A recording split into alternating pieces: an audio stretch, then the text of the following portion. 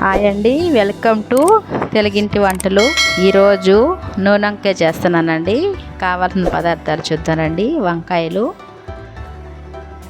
ఎర్రగడ్డలు, పచ్చిమిర్చి, టమాటాలు, చింతపండు కొంచెం, దానికి మసాలాలండి. శనగపప్పు, పల్లీల పప్పులు, కొబ్బరి, ఎండుమిర్చి, తెల్లగడ్డ, కొత్తిమీర, కరివేపాకండి.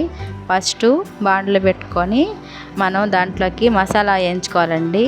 కొంచెం కొబ్బరి, శనగకాయ పప్పులు, పచ్చెనపప్పు, ఎండుమిర్చి, తెల్లగడ్డ, కొంచెం లైట్గా జీలకర్ర కూడా వేసుకొని అన్నీ వేయించుకొని దాన్ని మనం మిక్సీ పెట్టుకోవాలండి. బాగా మెత్తగా గ్రైండర్లో మిక్సీలో పెట్టేసుకుంటే మెత్తగా పేస్ట్ లాగా చేసుకుంటే చాలండి. చూడండి, కొంచెం వాటర్ పోసుకొని మళ్ళీ ఇట్లా పెట్టుకోవాలండి. ఈ మాత్రం పేస్ట్ లాగా అయిపోతే చాలండి. తర్వాత మనం వంకాయని 4 ముక్కలు చీలికలుగా కోసి దాంట్లో మనం పేస్ట్గా చేసింది ఆ వంకాయల్లో పెట్టేసుకోవడమేనండి. ఈ నూనె వంకాయ ఇదే విధంగా చేసుకుంటే చాలా టేస్ట్గా ఉంటుందండి. మేము ఇప్పుడు ఇట్లాగా చేస్తా, చాలా బాగా తింటారు పిల్లలు. చూడండి, ఇట్లా పెట్టేసేయాలి వంకాయలో ఆ పేస్ట్ మొత్తాన్ని. మనం తీసుకున్న వంకాయలన్నిటికట్టి పెట్టేసుకొని అంతేనండి. ఇట్లాగే చూడండి, ఇట్లా పెట్టుకొని మనం చింతపండు చూపించే కదండి, అది మనం రసం తీసుకొని పక్కన పెట్టుకోవాలండి. ఇప్పుడు బాండ్లో పెట్టుకొని ఆయిల్ పోసుకొని ఆయిల్ వీటెక్కాక ఆవాలు, జీలకర్ర, కొంచెం 2 అంటే 2 ఎక్కువ కాకుండా 2 మెంతులండి. అవి బాగా నూనెలో వేసి ఏగిపోయాక దోరగా తర్వాత మనం కరివేపాకు వేసుకొని ఎర్రగడ్డ ముక్కలు, పచ్చిమిర్చి వేసుకొని అవి కూడా దోరగా ఏగిపోవాలండి.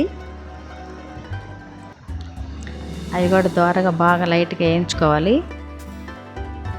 ఏగిపోయాక మనము వంకాయలో పెట్టుకున్నాం కదండి మసాలా అంతా, అదంతా ఇట్లాగే వంకాయలు ఎన్ని కలిపి ఇట్లా వేసేసుకోవాలి. ఎర్రగడ్డల్లో వేసేసి కొంచెం సేపు అవి నూనెలో వాడతాయండి. మనం ఇట్లాగ మూత పెట్టేస్తే తర్వాత మనం టమాటా ముక్కల్ని పేస్ట్ లాగా చేసేసుకుందామండి. మిక్సీలో వేసుకొని ఒక్కరవ పేస్ట్ లాగా చేసేసుకుంటే కూర చాలా టేస్ట్గా ఉంటుందండి. మీరు ఈ విధంగా చేసుకోండి. అన్నంలో తింటుంటే అసలు ఇంకా తినాలనిపిస్తుంది మనకి. చూడండి, ఆ ఎర్రగడ్డలతో పాటు ఈ వంకాయలు కూడా మగ్గిపోయినాయి. లైట్గా మనకి ఆల్రెడీ లేత వంకాయలు కాబట్టి మగ్గిపోయిందండి. చూడండి, ఇప్పుడే నాకు ఇట్లా చేస్తుంటే ఈ స్మెల్కి ఎందుకులే ఇట్లా కూడా తినాలనిపిస్తుందండి. ఎంత బాగా వచ్చేసాను చూడండి. దీంట్లో మనం ఇప్పుడు టమాటా పేస్ట్ వేసేసి కొంచెం సాల్టు, కొంచెం పసుపు వేసుకొని మనం కారం అయితే వేయక్కర్లేదండి. మనము ఎండుమిర్చి వేసాం కాబట్టి అది సరిపోతుంది కారము.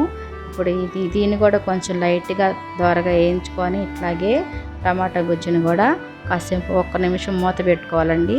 తర్వాత మనం ఇందాకడ చింతపండు పులుసు తీసి పెట్టుకున్నాం కదండి, అది ఇట్లా బాగా ఇది వంకాయలన్నీ ఇట్లా తిరిగేసేసి మనం లైట్గా చూడండి అసలు మొత్తం మగ్గిపోయిందండి. ఇప్పుడు మనం మసాలా, వంకాయ, టమాటా మొత్తం మగ్గిపోయింది.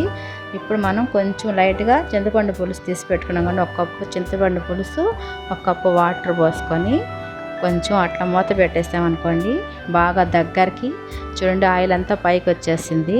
ఇట్లాగా దగ్గరికి బాగా ఉడికిపోయాక ఆయిల్ పైకి వచ్చేస్తుంది. అదేనండి మనకి ఇంక కూర రెడీ అయినట్టు.